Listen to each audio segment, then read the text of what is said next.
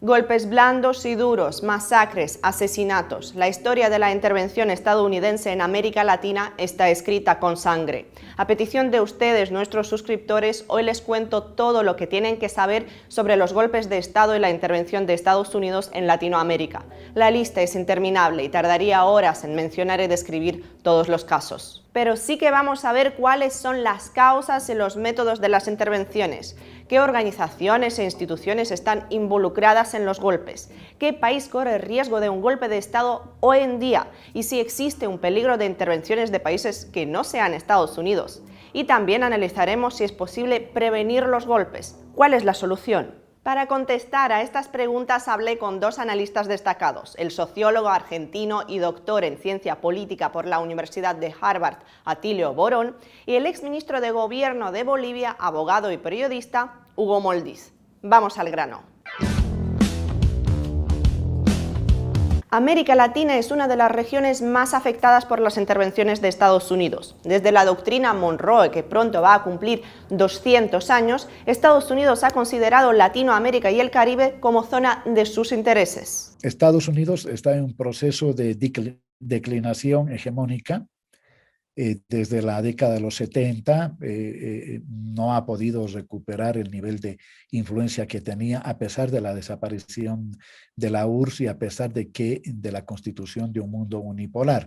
Que haya sido unipolar no quiere decir que la hegemonía norteamericana haya crecido necesariamente, todo lo contrario, más bien se ha encarrilado en un progresivo debilitamiento de su poder hegemónico. América Latina siempre ha sido, y hay que decirlo, la isla continental, como señala este estratega húngaro nacionalizado norteamericano Brzezinski, siempre ha sido la isla continente, siempre ha sido el patio trasero, ¿no es cierto? Siempre ha sido la América para los americanos desde la doctrina Monroe, porque es evidente no solo que hay los recursos naturales que Estados Unidos necesita para su industria, sino que sobre todo constituye una retaguardia política y militar para enfrentar condiciones adversas. La historia de la participación de Estados Unidos en los golpes de Estado en América Latina es muy larga,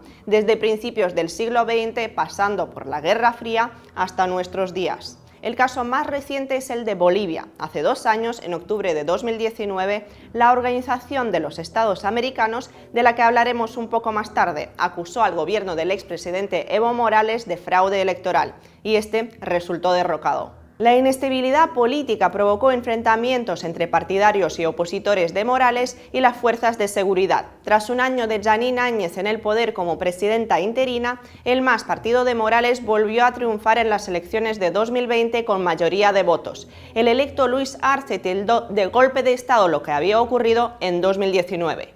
Por supuesto, a lo largo de la historia los métodos de injerencias e intervenciones han ido cambiando. En los años 70, Gene Sharp describió los llamados golpes blandos o no violentos para democratizar el mundo. Todo entre comillas, claro, blandos, no violentos. Si tan solo analizamos el reciente caso boliviano, contamos decenas de muertos y cientos de heridos. O sea que toda esta visión de los golpes blandos en realidad oculta el hecho de que se trata de métodos muy violentos y evidentemente han venido cambiando con el paso del tiempo, ¿verdad? Es cierto que hoy ese papel que él le daba gran importancia, que era la gente que salía a la calle, se organizaba, hacía mitines, hacía procesiones, hacía funerales cívicos, etc.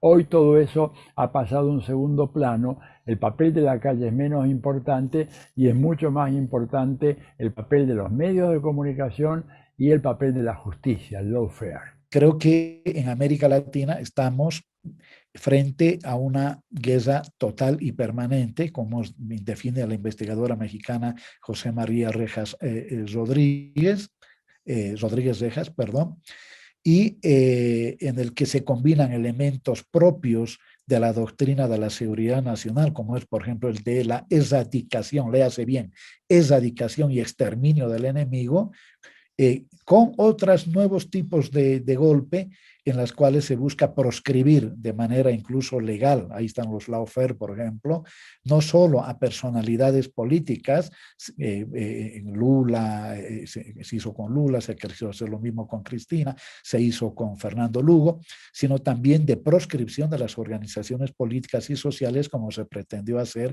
el 2019-2020 en Bolivia. El término lawfare proviene de la palabra warfare, guerra en inglés. Entonces, lawfare quiere decir guerra judicial y supone que el poder judicial se utiliza para desprestigiar al político incómodo. Cualquier método vale para Estados Unidos cuando quieren mantener el control de la región.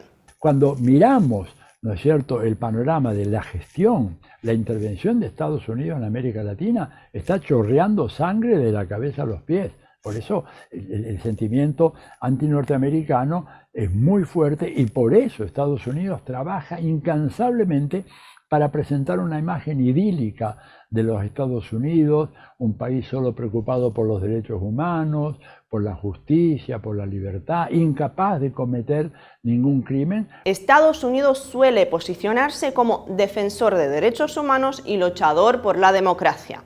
Pero parece que los latinoamericanos no tienen derecho a elegir un camino que no se someta a los intereses de Estados Unidos. Lo cierto es que la tolerancia del gobierno de Estados Unidos para con gobiernos progresistas o revolucionarios en América Latina es prácticamente cero.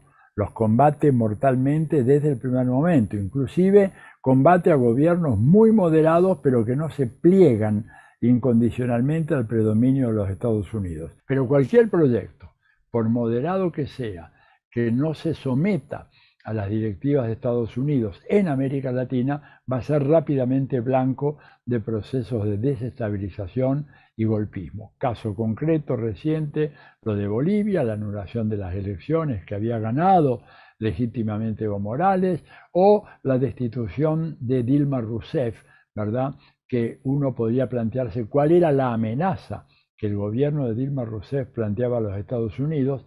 Imposible saber, imposible discernir, pese a lo cual Estados Unidos activamente participó en el proceso de destitución de Dilma Rousseff, como antes lo había hecho en Paraguay en la destitución de Fernando Lugo. Y hay un dato que es muy significativo. En ambos casos había la misma embajadora, la señora Liliana Ayalde, primero en Paraguay, en el 2012, luego de consumado el golpe contra Lugo, ella se retira, vuelve a Estados Unidos y ya en el 2014 la envían a Brasil a los efectos de empezar a tramar el golpe blando, ¿verdad?, institucional en contra de Dilma Rousseff, que se concretó en el 2016. Hasta el mismo personaje tienes tú en los dos lugares.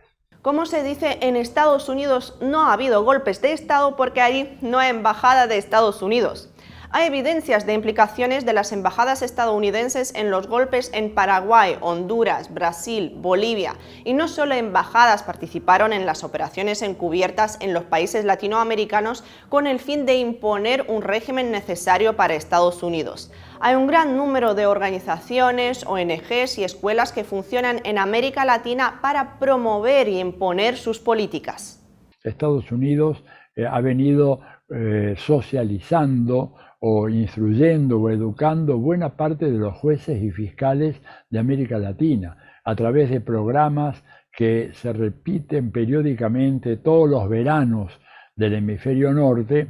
Ellos invitan a jueces, fiscales, personal del sistema judicial a que vayan a tomar cursos de 2 semanas, 3 semanas de buenas prácticas en la administración de justicia. O sea, tienen prácticamente el poder judicial de su lado, tienen el poder mediático de su lado, no cabe ninguna duda la vinculación entre los medios de comunicación de América Latina y las grandes cadenas, las grandes corporaciones mediáticas de los Estados Unidos. Tienen, por supuesto, el papel decisivo de las Fuerzas Armadas. Estados Unidos ha venido teniendo una injerencia cada vez mayor, no solamente en el ejército, cosa que fue tradicional, sino también en las policías de América Latina, ¿verdad? Tiene Estados Unidos influencia con los grandes grupos económicos con los cuales está asociado, tiene una red de ONGs que funcionan en toda la región con fondos del público norteamericano, fondos de los contribuyentes norteamericanos, pero que penetran prácticamente en todas las áreas de la vida social, económica y política de América Latina. A través de la Escuela de las Américas, Washington adoctrinó políticamente y preparó a los oficiales de los países latinoamericanos para que reprimieran las fuerzas contrarias a los intereses de Estados Unidos. Gracias a los archivos desclasificados del Pentágono conocemos los manuales de instrucción de esta escuela que permitían violaciones de derechos humanos como tortura y extorsión. El delito, el narcotráfico y el asesinato estaban dentro de los materiales de estudio. A modo de ejemplo, durante la dictadura pinochetista en Chile, muchos agentes de la DINA fueron graduados de la Escuela de las Américas. Y ahora, en nuestros días, esta organización sigue funcionando, pero por supuesto, tiene un nombre diferente que suena muy bien: Instituto del Hemisferio Occidental para la Cooperación en Seguridad. Y aquí está la infografía de la web de esta organización que muestra cuántos estudiantes latinoamericanos tiene este instituto actualmente. Otra organización que se ha desprestigiado por numerosas injerencias en Latinoamérica es la OEA, la que acusó al gobierno del expresidente Evo Morales de fraude electoral. Los hechos demuestran que efectivamente ha actuado como un instrumento de los intereses norteamericanos en la región. Ha tenido un silencio absoluto, cómplice, con la instalación de gobiernos militares de la seguridad nacional en la década de los 60, en la década de los 70. También ha tenido una complicidad con las invasiones norteamericanas, invasiones directas. Estamos hablando contra Guatemala el 54, República Dominicana el 65, el 89 contra Panamá, el 84 contra Granada, y su absoluta inutilidad, por llamarlo de esa manera, en la guerra, ¿no es cierto?, que Argentina libró con Gran Bretaña por las Islas Malvinas. Entonces, ha tenido a la vez ha sido fantasma, no ha tenido una participación activa en los procesos, en los diálogos de paz para terminar el conflicto armado en Centroamérica, y de hecho tampoco ha tenido una participación alguna en los diálogos de paz que el gobierno de Santos llevó adelante con las Fuerzas Armadas Revolucionarias de Colombia. Por lo tanto, es un organismo que solo le sirve a los Estados Unidos, es más bien cómplice de golpes, lo ha sido en el golpe de noviembre del 2019 contra el presidente Evo Morales. En este contexto se busca fortalecer la CELAC, organismo que no integra a Estados Unidos. Además, varios dirigentes latinoamericanos, como el presidente mexicano Andrés Manuel López Obrador, su homólogo boliviano Luis Arce y el mandatario argentino Alberto Fernández, consideran importante crear un organismo nuevo que sustituya a la OEA. Es decir, crear otro organismo en la que esté Estados Unidos y Canadá, pero un organismo que sea autónomo, como se ha dicho, que respete el principio de la autodeterminación de los pueblos, de la no intervención, de la no injerencia. Es decir, un organismo hecho de tal manera que técnica y políticamente deje de ser funcional a los intereses norteamericanos. ¿Va a ser posible esto en el corto plazo? Es muy complicado, muy complejo. Yo no creo que se pueda constituir un mundo multipolar, como se habla, si no es con la participación activa de América Latina. Si América Latina logra avanzar con iniciativas como la de la CELAC y la creación de otro organismo, solo en esas condiciones será posible hablar de un mundo multipolar. Bueno, si hablamos de un mundo multipolar, China, la segunda economía mundial, aumenta cada vez más su presencia en América Latina. Y en los medios a menudo aparecen titulares que hablan de la conquista e invasión china en Latinoamérica. Pero, ¿deberían los países latinoamericanos temer injerencias chinas? China, a diferencia de Estados Unidos, no tiene en la cabeza de sus dirigentes un proyecto de gestación de un imperio universal, como sí hay en Estados Unidos, ¿verdad? Lo que los chinos van a querer es una relación económica muy especial, una relación económica muy favorable para ellos. Son grandes negociadores, ¿verdad? A ver, los chinos inventaron el comercio internacional hace más de 1000 años con la ruta de la seda. No es fácil negociar con ellos, pero se puede llegar a un equilibrio y a una situación win-win en donde ganen ambas partes, como se dice en la teoría económica. Pero lo que sigue existiendo es la amenaza de otros intentos de golpes contra gobiernos incómodos para Estados Unidos, opinan los analistas. Yo quiero aprovechar esta tribuna, Masha, para señalar que hay un nuevo intento de desestabilización y de golpe de Estado en marcha en Bolivia. Se están dando los pasos iniciales en esa dirección. ¿Cómo prevenir estos golpes? Pues es muy complicado. Ya hemos visto la extensa red de herramientas eficaces que tiene a su disposición Estados Unidos. El caso, digamos, de las tentativas en contra de Nicolás Maduro, que fueron de todo tipo: guerra cibernética, guerra de quinta generación, apagones, sabotajes, invasión de mercenarios por mar, entrada de mercenarios por tierra en la frontera colombo-venezolana. O sea, hasta ahora el gobierno de Venezuela ha logrado prevenir ese golpe, pero son esfuerzos gigantescos que quitan recursos y tiempo a los gobernantes para enfrentar los problemas de la vida cotidiana de sus países. Algunos opinan que la solución está en la conciencia tanto de los gobernantes como del propio pueblo. Cuando los pueblos pasan del protagonismo a la pasividad, como dice Fray Beto, cuando se convierten de protagonistas solo en consumidores, cuando tienen una actitud pasiva frente a los procesos de cambio y cuando ven la democracia no como autodeterminación, sino la democracia solo como voto, es decir, como representación, es cuando las fuerzas enemigas de la liberación y de la emancipación de los pueblos vuelven a ganar terreno. Cuando los pueblos construyen poder desde abajo, cuando construyen relaciones de fuerza desde abajo, pues no solo que impiden